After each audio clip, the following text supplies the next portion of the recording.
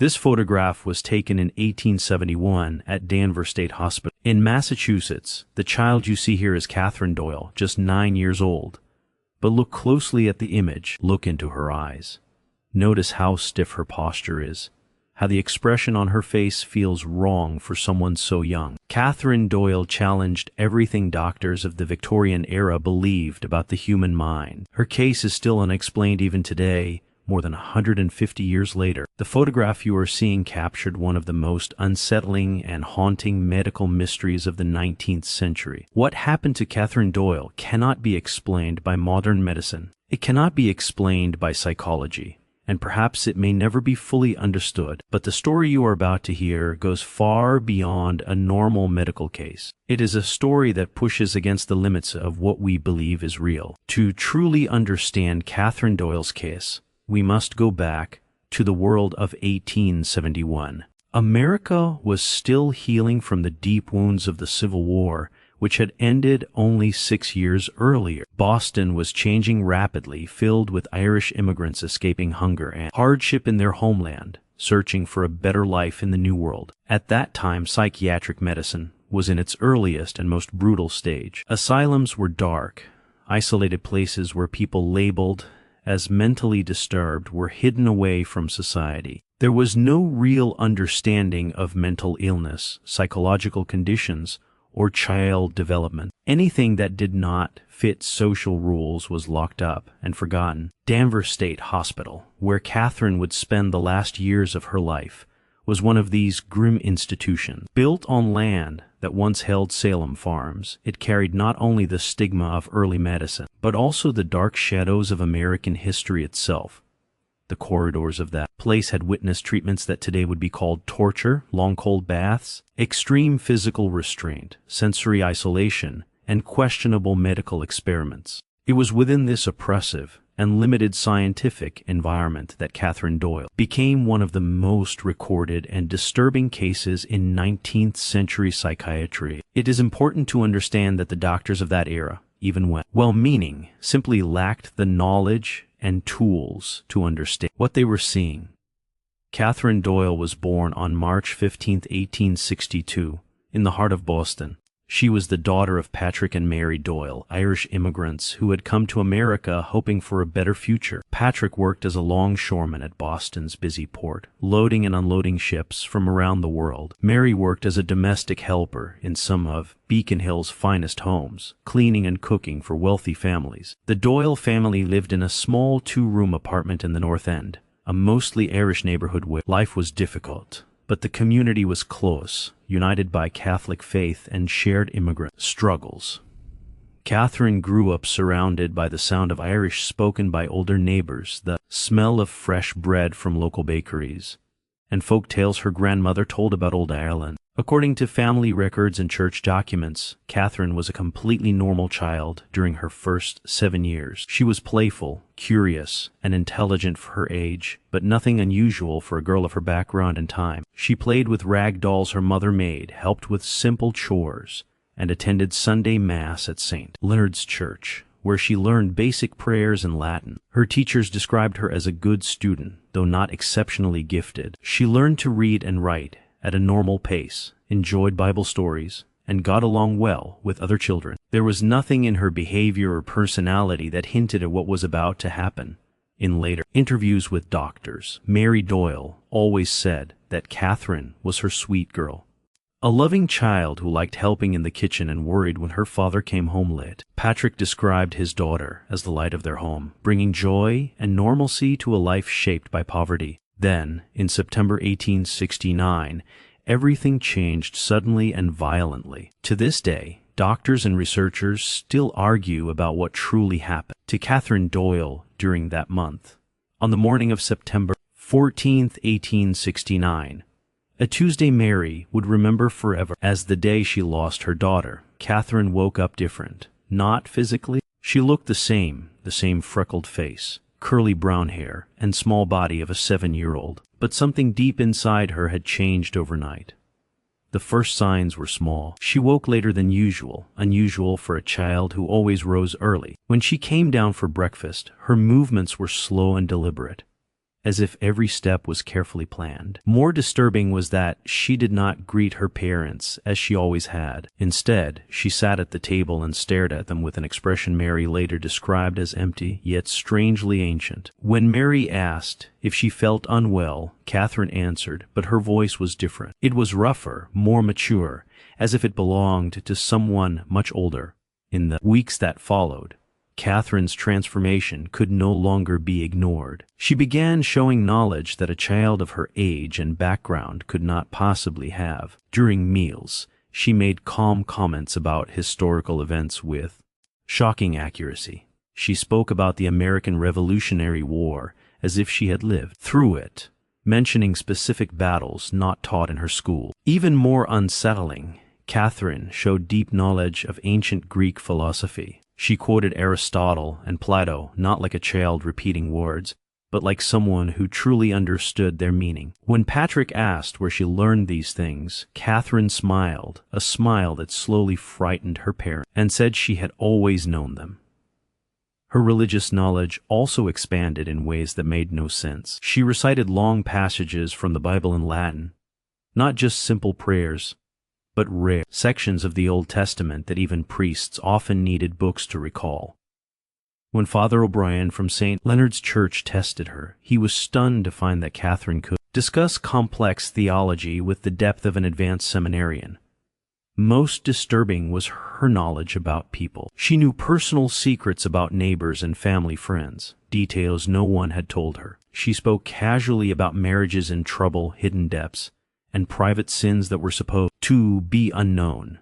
As disturbing as her knowledge was, darker changes soon followed. Catherine developed a deep and unnatural interest in death and suffering. She asked detailed questions about how people died, not in a child's curious way, but with technical focus. She described execution methods, medieval torture, deadly diseases, Spanish Inquisition practices, ancient assassination techniques, and Egyptian mummification, all with frightening accuracy. Worse, she seemed to enjoy talking about suffering. Her eyes would shine, and she would smile in a way that made adults feel a cold fear. Catherine also developed a disturbing relationship with pain. She began hurting herself on purpose, scratching until she bled, biting her lips raw, hitting her head against walls. Most frightening was that she showed no pain or distress. Instead, she appeared almost joyful, as if pain gave her pleasure. Mary tried to stop her, but Catherine always found new ways, using nails, broken glass, or kitchen tools. When asked why she did this, she simply said she felt like it, or that some told her to. Her behavior toward animals changed completely. Once gentle, she now terrified them. Dogs barked, cats ran, birds avoided her. When Mary asked why, Catherine smiled coldly and said, "They know what I am now, Mommy. They're smarter than you." As months passed, Catherine began showing physical abilities that should not have been possible. She displayed incredible strength. In December 1869, during a rage, she snapped a solid oak chair in half with her hands. Patrick examined the chair and could not understand how such force was possible. On another occasion, Catherine left deep finger marks in the wooden kitchen table, impressions too deep to remove. She also showed extreme physical endurance. She could stand or sit for hours without moving. Once, Mary found her standing motionless at 2 a.m. staring at a wall, claiming she had not moved since dinner. Her resistance to cold was especially alarming. During the harsh winter of 1869 to 1870, she went outside lightly dressed. One night, Patrick found her sleeping in the snow wearing only her nightgown with no signs of harm. The most disturbing change was in Catherine's eyes. People said her gaze felt hypnotic and predatory. Those who looked at her too long reported dizziness, headaches, and fear. Her eyes sometimes appeared almost black, especially during her worst episodes. Mary believed she saw shapes moving within her pupils, as if something else was looking out. Desperate, Patrick and Mary sought help everywhere. As devout Catholics, they turned first to the church. Father Timothy O'Brien initially doubted their fears, believing it was a phase. That changed when he met Catherine. During a visit in January 1870, Catherine shocked him with advanced theological arguments and revealed private details from his life he had never shared, convinced something was wrong. Father O'Brien performed an exorcism. During the ritual, Catherine laughed and recited the prayers along with him in perfect Latin. The priest later wrote it was the most terrifying experience of his life. After this failure, the family turned to medicine and consulted Dr. Henry Morrison, a Boston doctor trained in Europe. He began with skepticism but changed his view after examining Catherine. Over 2 weeks, he documented her behavior. She discussed anatomy, diseases, and treatments beyond her age. She drew detailed images of skeletons and death scenes. She wrote fluently in Latin, Greek, and even Egyptian symbols. Morrison was most disturbed by her eyes and her abnormal physical signs: low body temperature, slow pulse, and even plants dying in her presence. The event that led to Catherine's admission happened on a cold February night in 1870. Patrick woke at 3 a.m., feeling something was wrong. Catherine was missing. He found her standing motionless in the snow, arms raised, staring at the sky. Her skin was ice cold, but she showed no discomfort. When she turned to him, her eyes were completely black. She spoke in an echoing voice, saying the stars were aligning and that Catherine had never truly existed. The next morning, the family made the painful decision to send her to Danvers State Hospital on March 15, 1870. Exactly 1 year after her 8th birthday, Catherine was taken there. During the carriage ride, she remained calm. She told Dr. Morrison that he would try to photograph her and wondered what the camera would capture. Danvers State Hospital was massive and gothic, more like a castle than a hospital. Inside, it was crowded, dark, and filled with suffering. Dr. Elias Hartwell, the chief physician, expected a simple case. That changed immediately.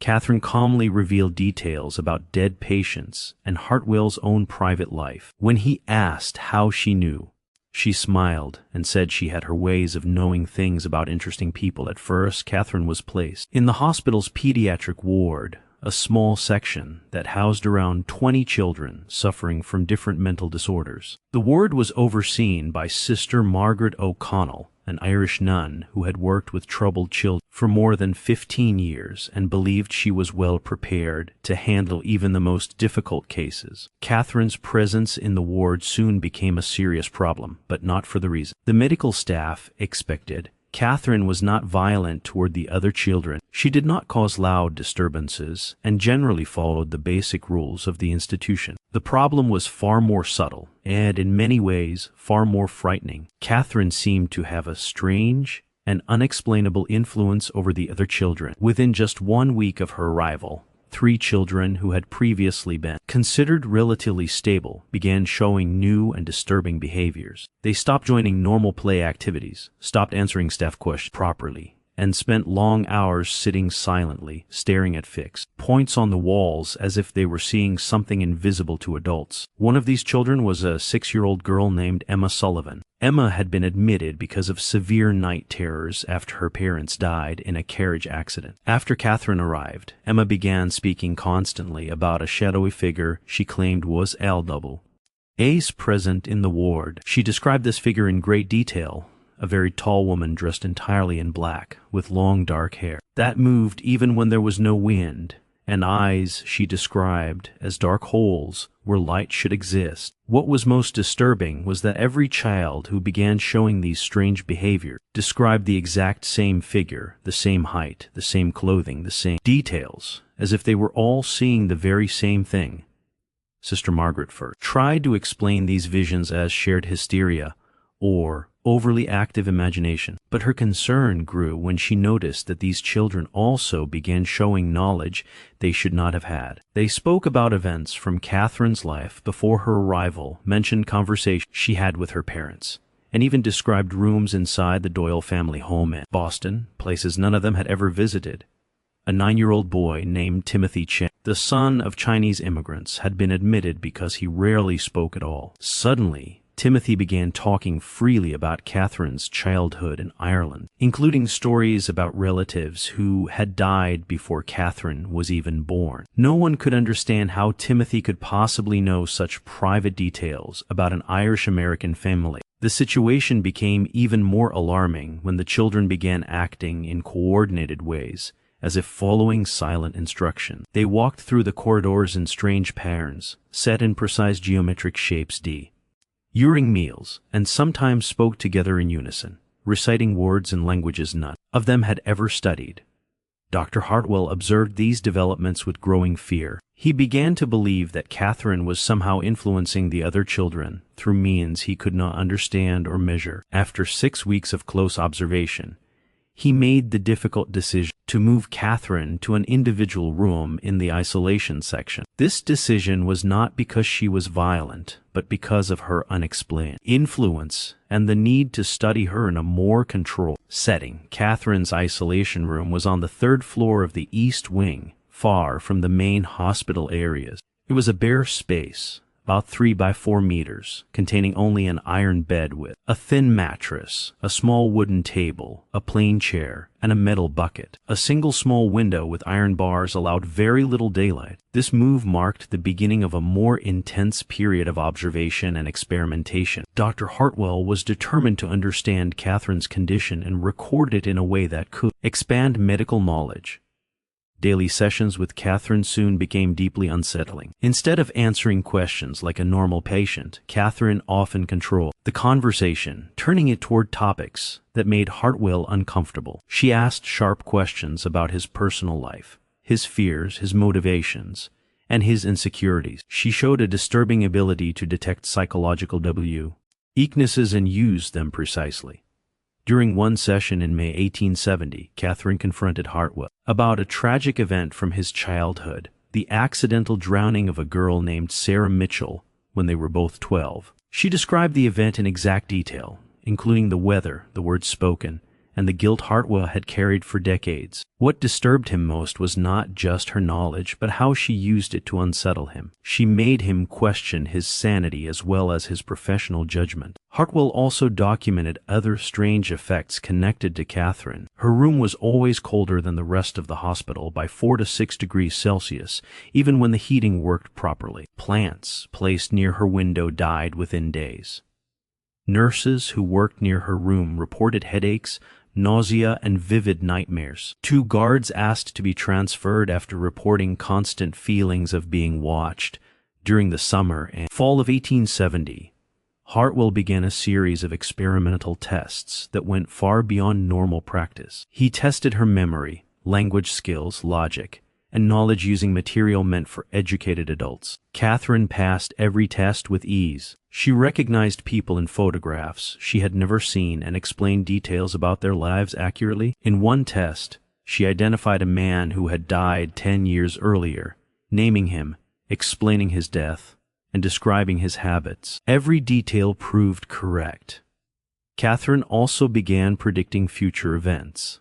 She predicted the deaths of 3 hospital patients, giving exact times and causes. All 3 predictions came true. At the same time, her physical condition began to decline. She lost weight rapidly, her skin became pale and almost transparent, and her hair grew darker and thicker. She experienced long periods of complete rigidity, standing or sitting without moving for hours while remaining conscious. During these rigid states, strange events intensified. The room grew colder, objects moved, and staff felt dizzy or sick. Catherine sometimes spoke during these episodes in voices that did not sound like her own. She spoke with multiple voices at once and revealed detailed knowledge of past and future events. In May 1871, Dr. Hartwell decided to photograph Catherine.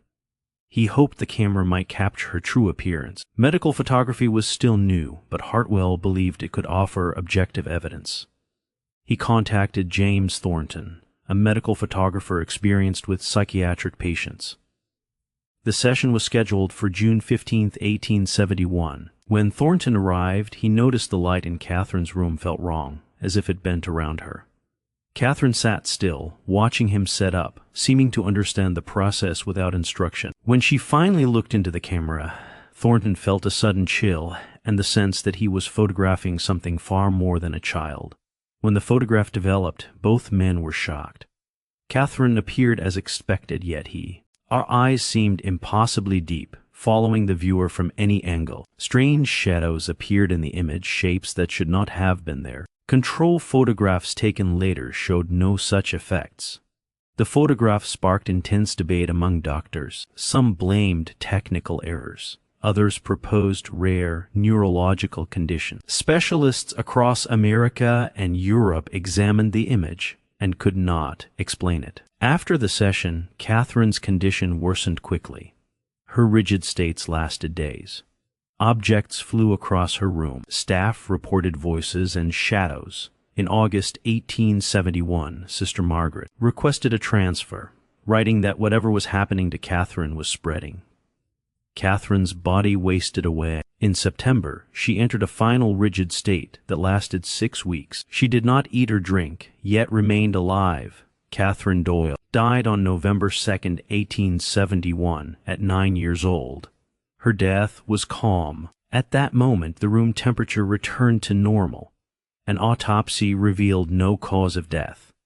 Her body resisted decay. Even after burial, strange effects were reported near her grave. Dr. Hartwell studied her case for the rest of his life. Her photograph became one of the most debated medical images of the 19th century. Even decades later, experts like Carl Jung examined it, offering theories but no answers. Modern science still struggles to explain all aspects of Catherine's case. Today, her photograph remains disturbing and familiar at the same time. Catherine Doyle lived only 9 years, but her story continues to challenge our understanding of the human mind and reality itself. Her case reminds us that some mysteries are not meant to be easily solved, and that careful observation may be more important than quick explanations.